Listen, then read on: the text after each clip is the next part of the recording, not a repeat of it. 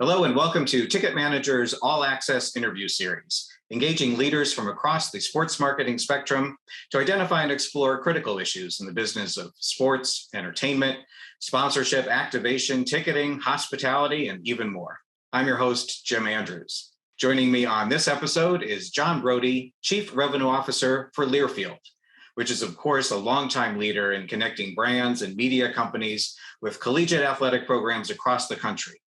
Currently working with more than 1,000 schools, handling multimedia and sponsorship rights for nearly 200 of them, including the supermajority of the Power 5 conference schools.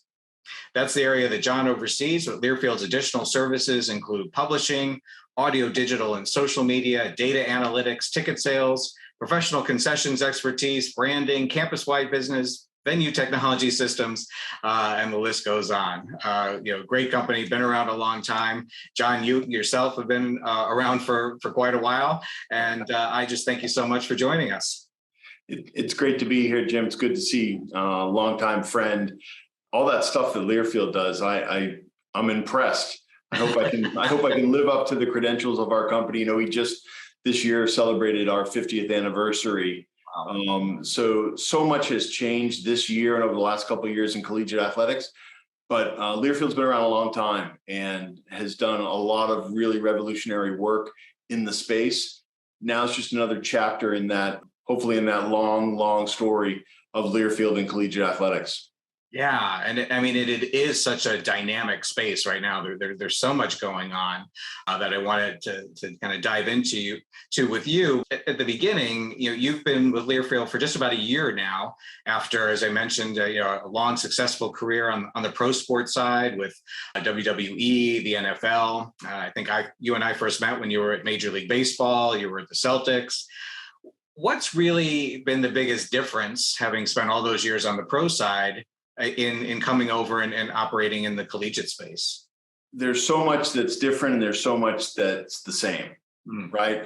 The reality is, whether you're at the Boston Celtics, which I was fortunate to be at, Major League Baseball, NFL, the reality is you look for partnerships and you look for opportunities to add value. And Commissioner Seelig taught me a long time ago, when we would bring ideas to him or business opportunities, he would always look at me in the eye and say, is this going to make it better for the fan? It's always going to be about the game between the lines. What can we do to enhance, evolve, grow? And that's where I think many of the best ideas are born, whether it is on the pro side or on the collegiate side. What's different to me and what I've experienced over just about a year now at LEARFIELD is the passion people feel, the genuine connection people have in college is just different. It doesn't mean pro sports haven't done a great job to engage their audiences. They have, whether it's through technology or fandom or programming, all of those things. But face painting invented here. Right. Bumper stickers, regular part of conversation, family dinners. The legend of college athletics is real. And the connection that people feel, there's over 180 million fans of collegiate athletics, more than any professional sports league. That doesn't take away from them. It's just the size and scope of it. Collegiate athletics and the college experience is just different. It's ingrained in the very culture of the towns and cities where these schools are. You and I were chatting before. You were a kid who came to Chicago as a freshman at Northwestern, and you never left because it became home to you. And that's what college many times does, whether it's for you, for a family member, for a parent, whatever it may be. College just has this different connection. Absolutely. Bonfires, face painting, bumper stickers, all of that has really been kind of cultivated on the collegiate landscape. And for me, having seen it and grown up a little bit with it, growing up in a small town in Maine, where we were a half mile off the campus of Colby College, which is a small liberal arts school where my mother worked and my father taught, it's come full circle. And I see what it does to touch people, whether you're a freshman or you're part of a family lineage that's gone to a school or university for decades. It's just a little different. And that's what helps, I think, cultivate opportunities for fans, brands, and the connection that these athletes and these competitions give on the collegiate side. Absolutely. I mean, you talk about heritage, and there's a reason we use the phrase alma mater, right? That actually means something, and all of that certainly plays into partnership aspect and why brands would want to be there. But of course, now, as we kind of hinted at, there's a lot going on in college sports. There's a bit of uncertainty around things like conference realignment, and NIL is still brand new, and people are figuring that out, and we'll get into that. I'm going to guess that there are probably some prospective partners and brands that you might be talking to at Learfield that might be saying, maybe we want to wait a little bit until the dust settles here, because there is so much going on. But what's the counterpoint that this is actually a good time for brands to be looking at and aligning with college sports? I'll answer that in two parts. First, I want to start macro.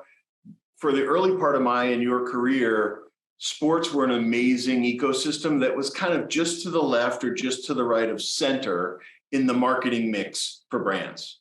It would start with the prime time and the Seinfeld and Friends and whatever the shows may be that they would buy on television. Well, that paradigm has shifted completely, where sports is no longer a little bit to the left or a little bit to the right. It is at the very center of the media and entertainment space. It is the programming, it is the content that wins the day. Right. That's just different, right? And if you rewind 20 years, which you and I can both do, that was not the case. The numbers may have been different in the aggregate, but the composite of where sports lands within the entertainment and media space was just different. Now it's square in the middle, in the center, in the bullseye of what brands are looking to affiliate with and what fans are tuning into.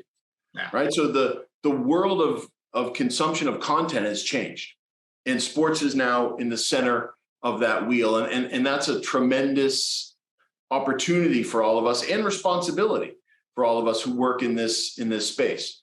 Specific to college, you used a Latin term with alma mater. I'll go carpe diem, right? I mean, if you don't seize the opportunity, it may just pass you by, and that's true not just in college, but all throughout, I think, content distribution and media. And what I mean by that is, there's going to be change, and there's going to be evolution, and there's going to be risk, and there's going to be different times when different parts of the collegiate landscape sparkle more than others.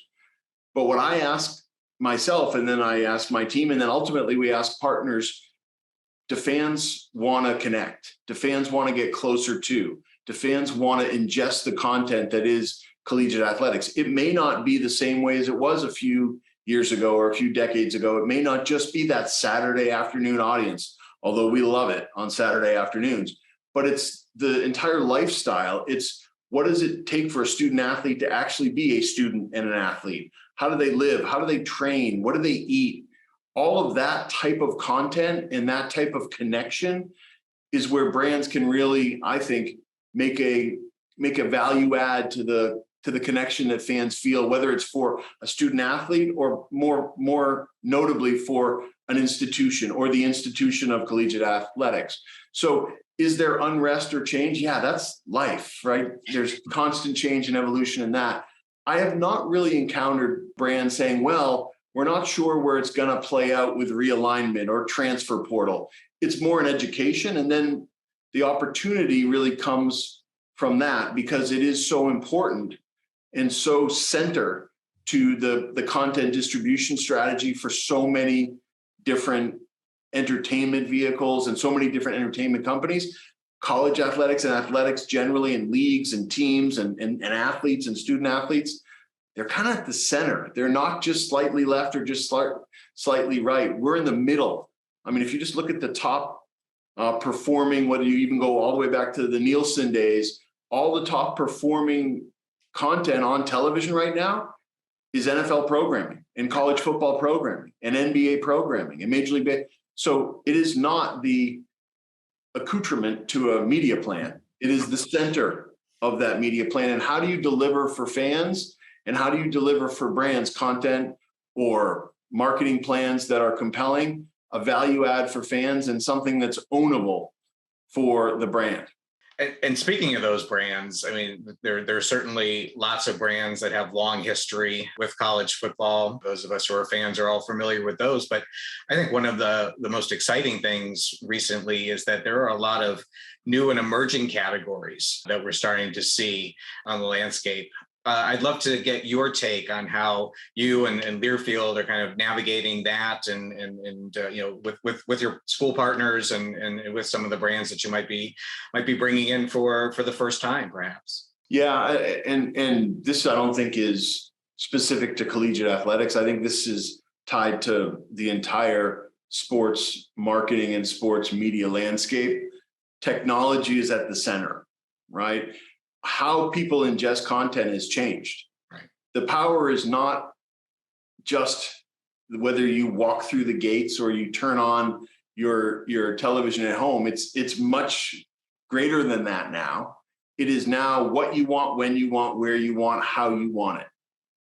And that's the consumer's empowerment. How do we deliver on what they're asking for? You do that through compelling content, but you also do that through partnerships, and you do that through content, and you do that through campaigns that drive awareness and excitement, and takes nothing away from the more traditional partners.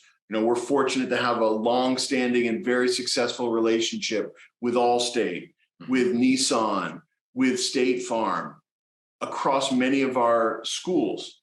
That being said, there are also parts of the landscape that have changed a lot that technology has allowed into the living rooms, if you will, and into the consciousness of the fan, whether that's crypto, whether that's CBD, whether that's sports wagering, whether that's a much more evolved alcohol and spirits category, whether that's men's health, women's health. These are categories that have really evolved a lot in the last few years. You and I were not having a crypto conversation 5 years ago. Certainly. Right? Certainly not. And that's different, right? And we're fortunate and proud to have done one of the first and largest deals in the crypto space at University of California, Berkeley, with FTX, who is the industry leader in that space. And those things that they're bringing to the experience at Memorial Stadium at Cal, at FTX Field, are making the experience better for fans, are making it more kind of leaning forward into where the world is going.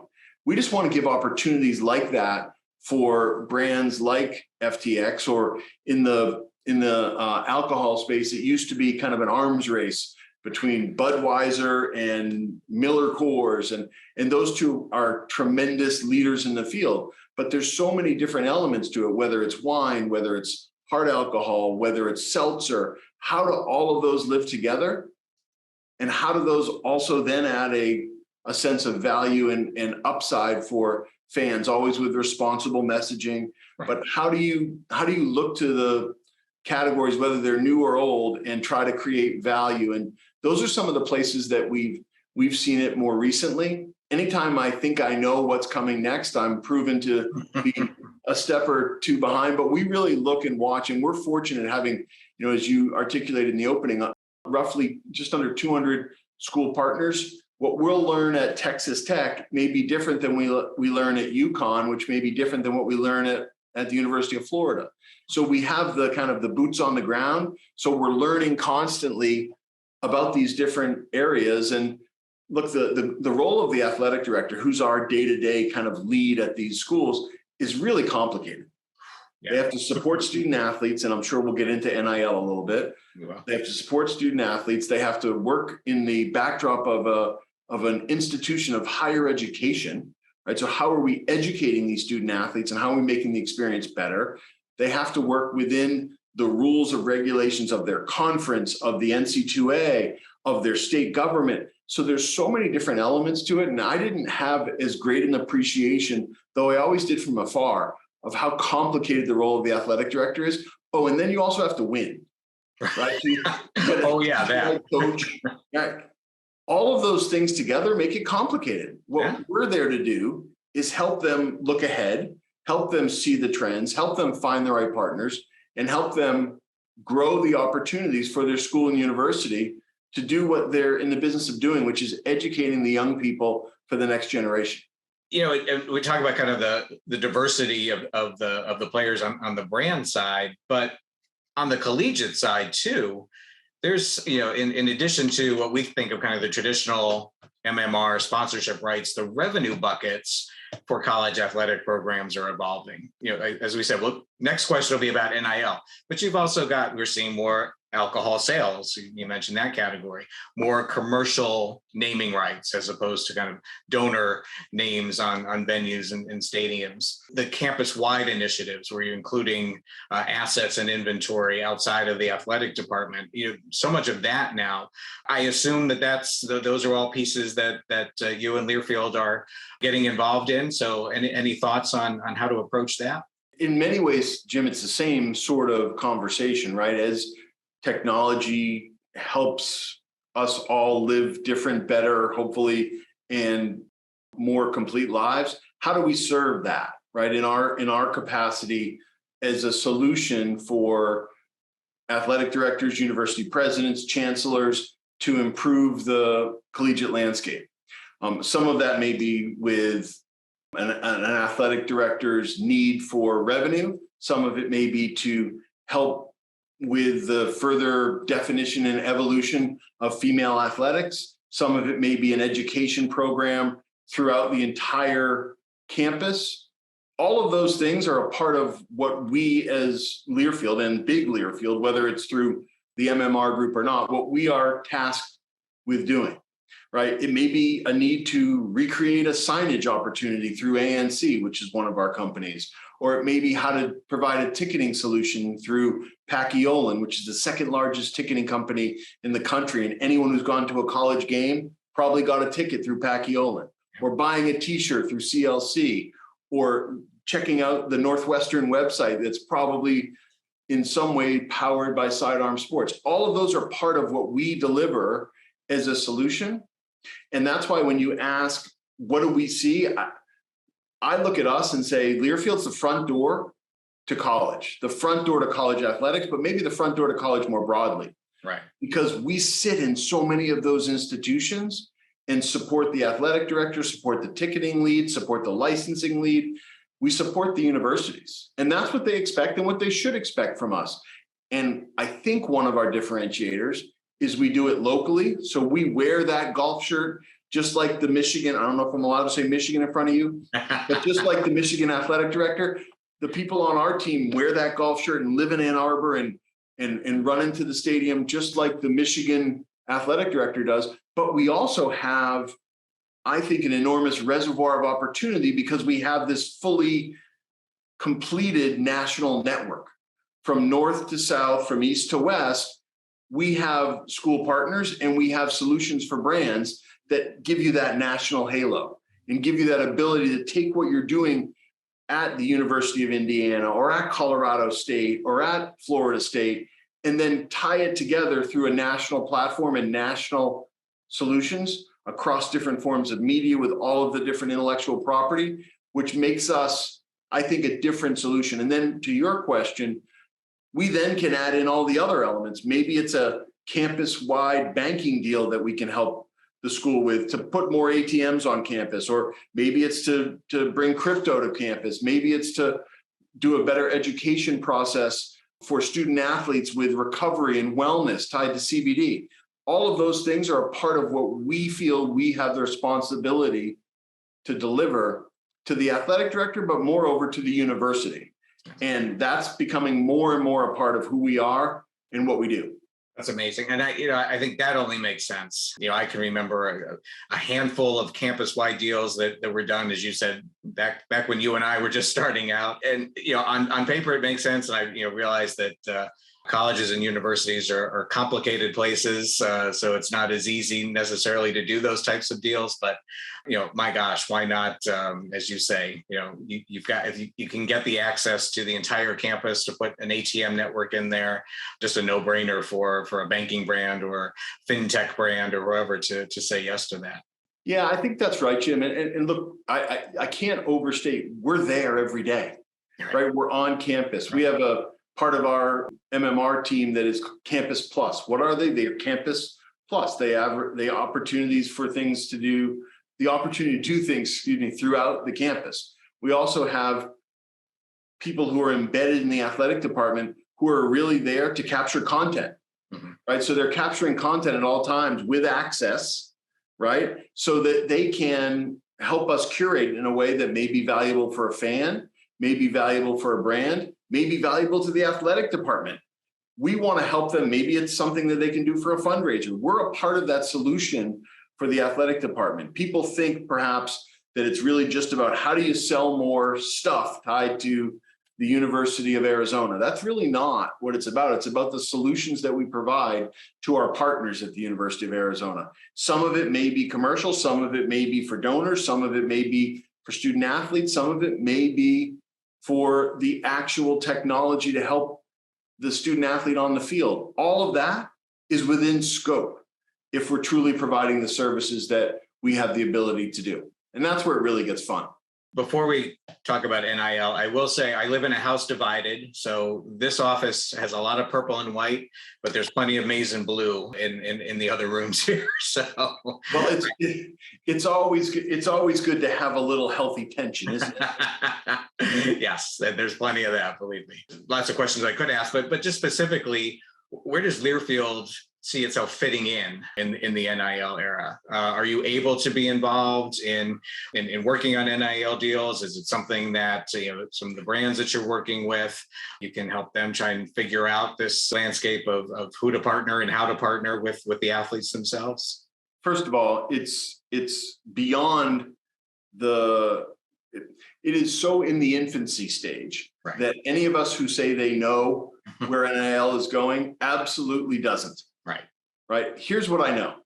What I know is it's new, it's emergent, it's an opportunity, and it is here. So what can we do to help brands, help the schools and universities, help student athletes, and do it all with the backdrop of let's make sure we do it right. Let's make sure none of these student athletes get themselves in trouble. Let's make sure we deliver for the schools who are our partners and for the brands. How do we do that? We just try to do NIL right. That's in many ways what we look at and what we say. We feel as the front door to college athletics, we have an opportunity, but also a responsibility to help lead. And because we have such a majority of the schools who are our partners and we represent their intellectual property, how do we make this turnkey? How do we make this compelling? How do we make sure the student athletes are educated on what they have to declare if they are paid in the taxes? And all of that goes into the Learfield solution.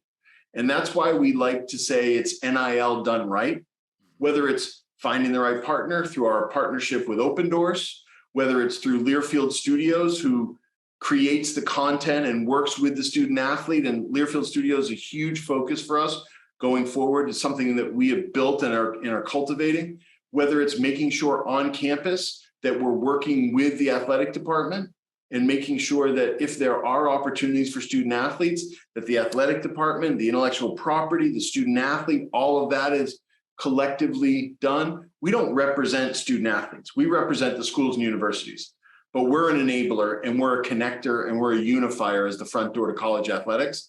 And we have the responsibility to do it and to do it right. We have some examples on the local end and on the national end that have been super successful for us. And it's because of our network and it's because of our connectivity and communication with the schools. No two schools are doing it the same way.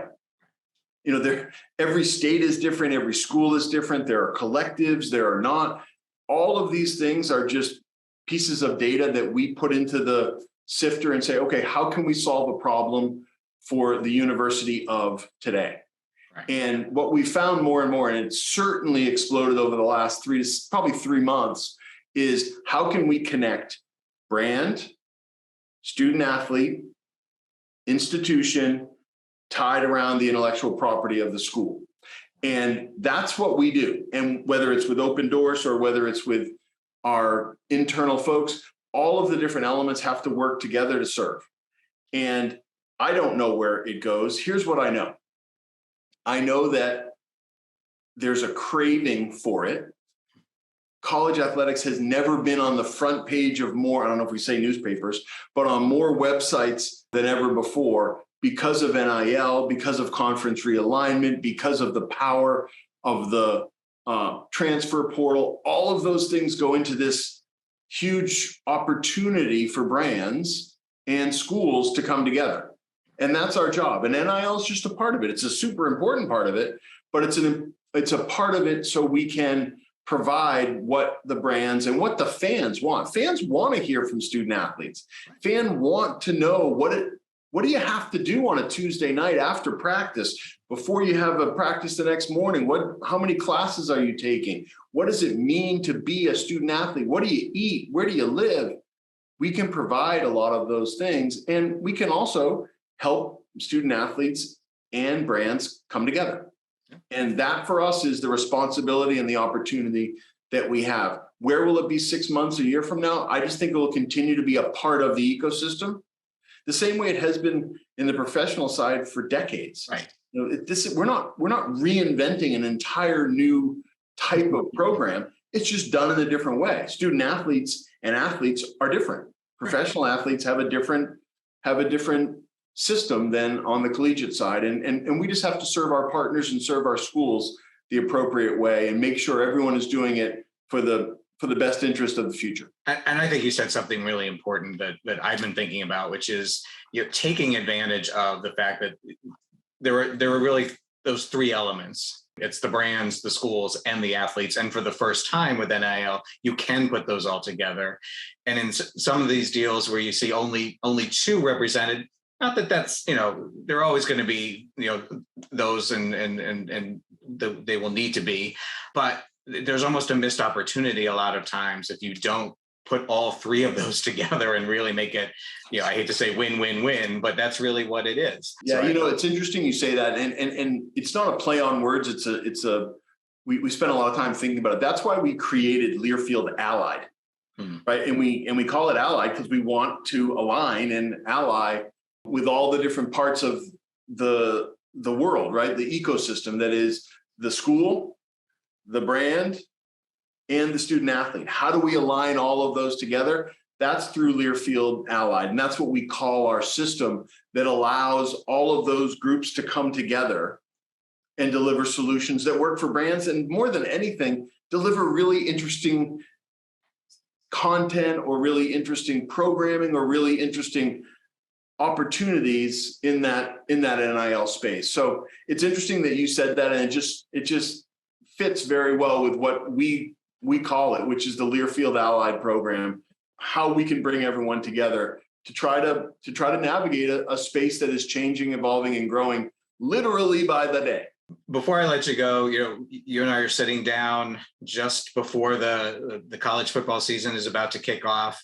With all of the hundreds of different sponsors and programs that you work with, I'm just curious if there are one or two maybe new deals or continuing things that you're excited about that maybe have some new twists or turns this year that you want to tell us about. I'm so fortunate to see so many different partnerships, whether it's at the local level or at the national level.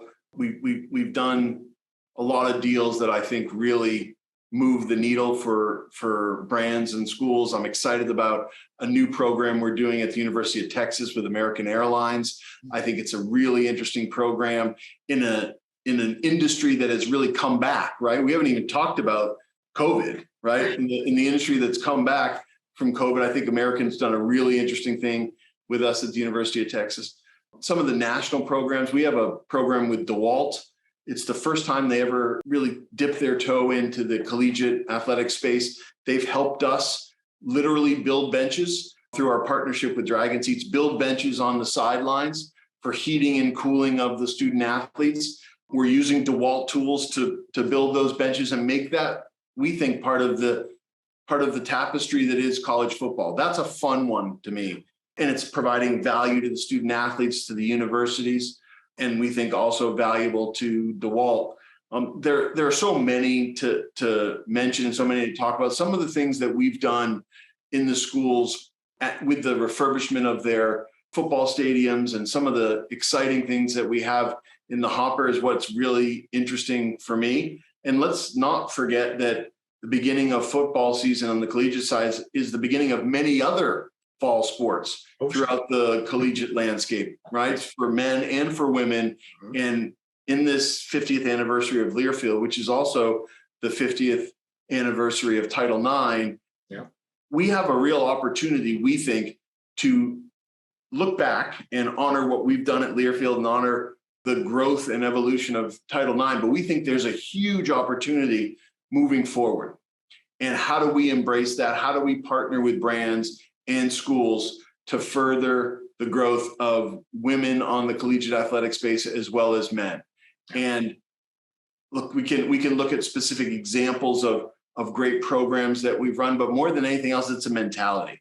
How do we continue to push that forward? We think that's part of our opportunity and obligation as the front door to collegiate athletics. So I'm excited for kickoff, but I'm also excited for all the other sports that begin play in just a few weeks here as we get closer to heading back to school and heading back to the fields and courts all around this country. That's an excellent point. So happy that you mentioned that, and the women's sports in particular. John, it has been a real pleasure reconnecting with you and having you share your insights with everyone. So I just want to say thanks so much for joining us again. It's good to be with you, Jim. We've known each other a long time. Now I know that you're in a house divided, so we'll watch the Big Ten. We'll watch the Big Ten standings throughout all the sports on the men and women's side and see if the maize and blue or if it's about Northwestern. We'll let you and your wife fight that one out. Husband, actually, but there you go. You and your husband fight that one out. Now, here's what I do know, Jim. Yeah. You can't win. No. Because if you win, you lose, and if you lose, you can't win. So I wish you the best in that journey, but there is no winning. Yeah, we've been navigating it for so many years now. I think we've gotten into a good pattern with it. So there you go. I do notice that much of the color of your studio, I don't see a lot of maize and blue, my friend. There's no maize and blue in here, and if I turn the camera, you'd see a lot of purple over on this side. I just don't put it front and center for the podcast. So well, it's good to be with you, and I appreciate you taking the time. We're really excited for another year of collegiate athletics and getting everyone back to school, and let's keep everybody safe and keep everybody healthy. Absolutely. John, thanks again. And on behalf of everyone at Ticket Manager, thank all of you for watching and listening. And please join us again for the next episode in the All Access interview series.